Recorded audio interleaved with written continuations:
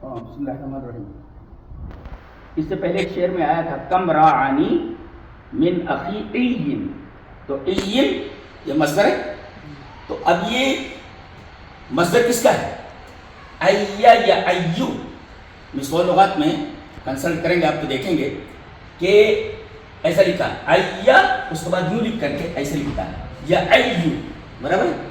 اب یہ ایا یا ایو ہو گیا اور لکھتا ہے کہ من باب سمع یسمع. تو سمع یسمع سے جب ہے تو اس کو کھولیں گے. کیسے کھولیں گے؟ اصل میں ای یا سامع یا یو یسمع، برابر ہے. تو یا کہاں سے؟ سمع یسمع سے. اب سوال پہلا یہ ہے کہ ایا تھا، اس میں معطل کا قاعدہ نمبر 7 کیوں جاری نہیں ہوا؟ معطل کا قاعدہ نمبر 7 کیا ہے؟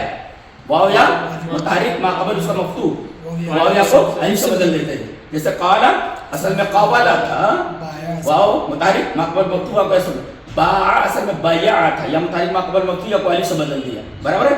لیکن یہ قاعدہ یا متحرک ما قبل مفتوح یا کو الف سے بدلنا چاہیے تھا. لماذا؟ کیوں نہیں بدلے گا؟ اس لیے عیب اور لون کے معنی میں جی، اس لیے کہ قاعدہ نمبر 7 کے اجرا کے لیے 10 شرائط ہیں. جی 10 شرائط میں سے ایک شرط یہ ہے کہ وہ لون اور عیب کے معنی میں نہ ہو، جیسے آویرا، سفیرا وغیرہ. تو یہ بھی عیب ہی ہے نا، یعنی بولنے میں عاجز رہ جانا ایک طریقے کا عیب ہے یہ، برابر ہے.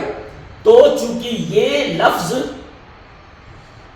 عیب کا معنی رکھتا تھا، لہذا شرط جو ہونی چاہیے تھی ان شرطوں کی موجودگی میں تعلیل نہیں ہوتی، قاعدہ نمبر 7 جاری نہیں ہوتا. تو چونکہ یہ شرط یہاں تھی، اس کی موجودگی میں یا کو الف سے نہیں بدلا گیا. اب یہ دیکھیں یا یو، تو اس میں قاعدہ نمبر 7 جاری نہیں ہوا. اب اس کو ایا کیسے بنا؟ ٹھیک ہے، اس میں قاعدہ نمبر 7 جاری نہیں ہوا، اس لیے شرط نہیں پائی گئی. اب آگے کیا معاملہ کیا گیا؟ ایا کیسے ہوا؟ کون سا قاعدہ جاری ہے اس میں؟ مضاف کا دوسرا قاعدہ نمبر قاعدہ نمبر 2 جاری ہے. کس کا؟ مضاف کا. کیا قاعدہ ہے؟ 2 حرف ایک جنس کے ایک کلمے میں یا 2 کلمے میں جمع ہوئے، دونوں متحرک تھے اور پہلے کا ما قبل بھی متحرک تھا، لہذا پہلے کو دوسرے میں پہلے کو ساکن کر کے دوسرے میں ادغام کر دیا. تو اب یہ ایا سے ایا ہو گیا. مضاف کا کون سا قاعدہ جاری ہوا؟ قاعدہ نمبر 2. قاعدہ نمبر 2 جاری ہوا. اچھا، یا یو تھا، یا یو، برابر ہے، یا یو. تو اب اس میں دیکھیں گے کہ جب اس میں جاری نہیں ہوا قاعدہ تو اس میں جاری نہیں ہوا 7واں قاعدہ، برابر ہے. جب اس وقت قاعدے جاری ہونے تو کوئی مسئلہ ہی نہیں ہے، اس لیے کہ ماقبل مفتوح ہونا چاہیے نا. اچھا، اب یہ دیکھیں 2 حرف ایک جنس کے ایک کلمہ میں اکٹھا ہوئے، دو حرف ایک جنس کے ایک کلمے میں اکٹھا ہوئے، دونوں متحرک تھے اور پہلے کا ما قبل ساکن غیر مدہ تھا، حرف ساکن غیر مدہ تھا. تو پہلے کی حرکت کو نقل کر کے ما قبل کو دے دیا. اب یہ یہاں آگے ہے. اس کے بعد قاعدہ نمبر 1 جاری ہوگا. کیا قاعدہ نمبر کیا تھا؟ مد دن تھا نا، مد دن. تو اب یہ ہو گیا مد دن کی طرح ہوئے نا. تو اب کیا کریں گے؟ اس کو ادغام کریں گے، پہلے کو دوسرے میں ادغام کر دیں گے. لہذا اس میں مضاف کا قاعدہ نمبر 3 جاری. اچھا، تو ایا یا ایو یہ ہے. تو یہ تمام چیزیں ضروری ہیں ادب پڑھتے ہوئے، ادب سمجھتے ہوئے. نہیں تو کچھ کا کچھ سمجھ لے گا، تقریب کا معنی وہ سمجھ جائے گا، قریب کرنا ہو جاتا ہے.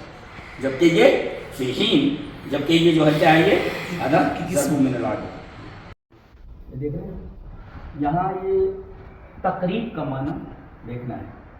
تقریب کا معنی کیا ہوتا ہے؟ قریب کرنا. لا تقریب یہاں دوسرے معنی میں، برابر. شعر دیکھتے ہیں. ثمار فنون علم باجتہاد و تقریب لما یدریہ داری.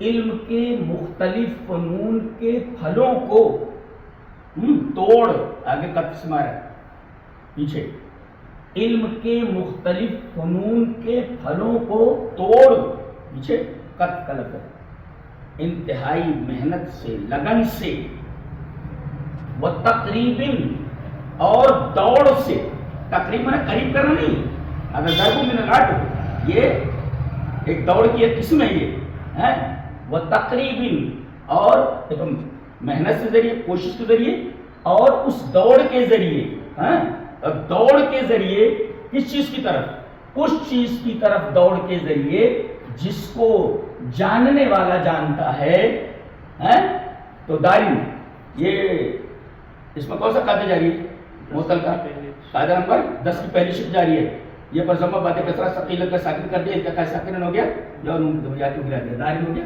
برابر یا کو گرا دیا داری ہو گیا داری جاننے والا اب یہ تقریب جو دوڑ ہے یہ دوڑ کی قسمیں بتائیں ضرب من العدو کہہ دیا گیا ایک قسم کی دوڑ اب یہ دوڑ کی کتنی قسم ہے یہ میں نے لکھا کہ ضروب من العدو دوڑ کی قسمیں کیا ہیں الخبب دل کی چال ہے شروع میں چلنا خبب دل کی چال دوسرے نمبر پہ تقریب ہے یعنی خبب سے تھوڑی چال بڑھ جائے تو وہ تقریب ہو جاتی ہے اور تقریب سے دوڑ تھوڑی بڑھ جائے تو انجاز ہو جاتی ہے اور انجاز سے تھوڑی دوڑ بڑھ جائے تو احزار ہو جاتی ہے اور احزار سے تھوڑی دوڑ بڑھ جائے تو ارخا ہو جاتی ہے برابر ہے اور آخری جو دوڑ ہوتی ہے کافی رفتار اس کو احزاب بولتے ہیں اب دیکھیں یہاں ارخا اور یہ تقریب یہ دو قسم کی دوڑیں آئی ہیں کس میں یہ امرؤ القیس کے قصیدہ اعلامیہ میں کیا لہو ایقدا ضبئن وساقا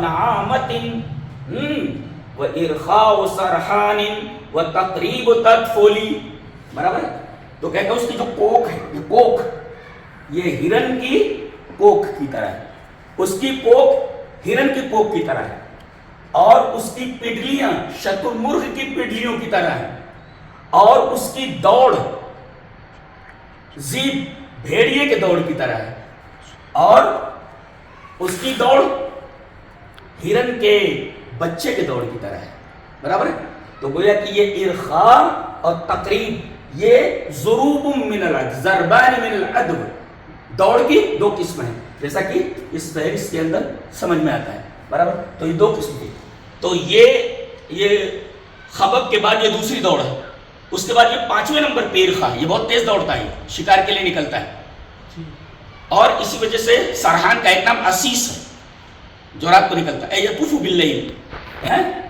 یخرج لیلا یطوف لیلا تو اب یہ دیکھیں یہ تو کتنی تشبیہات ہیں چار تشبیہات ہیں 1 2 3 4 تشبیہات ہیں جسے ہم علم البیان میں پڑھائیں گے انشاءاللہ تو یہاں تقریب کا مطلب سمجھ میں آ گیا تقریب کا مطلب قریب کرنا نہیں ضرب من العدو یہ دوڑ کی ایک قسم ہے ہاں تو کیا ترجمہ ہوا علم کے مختلف فنون کو توڑ علم کے مختلف فنون کے پھلوں کو قطف کر توڑ انتہائی محنت کے ساتھ اور دوڑ کے ساتھ اس چیز کی طرف جس کو جاننے والا جانتا ہے سمجھ میں آیا لیمان یدری ہے داری اور اس کے بعد یہ جو تقریب آیا ہے اس کو ہم نے متعین کیا اس لفظ کو اس کا معنی امرؤ القیس کے اس شعر کے ذریعے اور اس میں ہم نے بتایا کہ دوڑ کی کتنی قسمیں ہوتی ہیں اب واضح